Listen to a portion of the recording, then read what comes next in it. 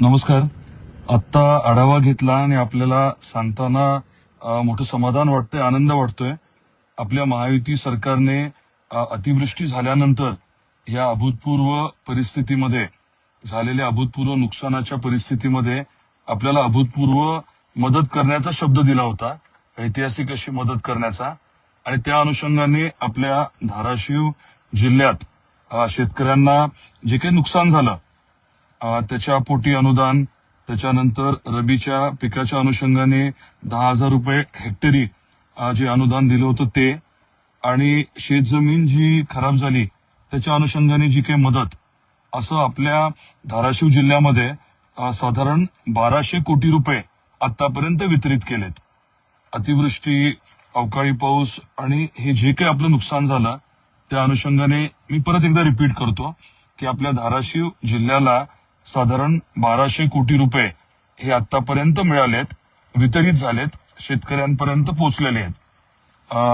आपल्या महायुती सरकारचे आदरणीय देवेंद्रजी फडणवीस साहेबांचे, आपले दोन्ही उपमुख्यमंत्री एकनाथरावजी शिंदे साहेब आणि अजितदादा पवार साहेब यांचे सर्व धाराशिवकरांच्या वतीने मी मनापासून आभार व्यक्त करतो. आणि आता आपली पीक विम्याशी संबंधित प्रक्रिया देखील चालू आहे आणि पीक कापणी प्रयोगाच्या अनुषंगाने विमा कंपनीने काही आक्षेप घेतले होते. ते आक्षेप जे आहेत त्याच्यावरती सुनावणी आणि योग्य ती कारवाई देखील चालू आहे. पण आनंदाची बाब ही आहे आणि समाधानाची बाब ही आहे की आपल्या महायुती सरकारने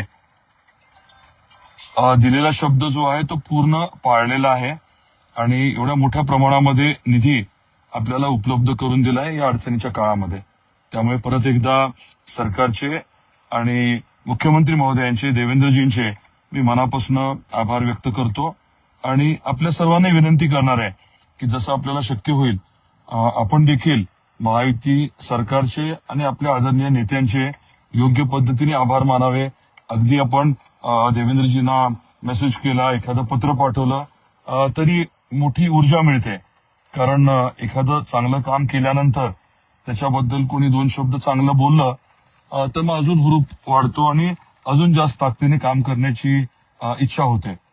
आपल्या सर्वांचे नेहमीच आशीर्वाद आहेत, शुभेच्छा आहेत. त्यामुळे तर आम्ही एवढ्या ताकदीने सगळे कामं करतो. आपले परत एकदा मी अभिनंदन करतो, सरकारचे आभार मानतो. धन्यवाद.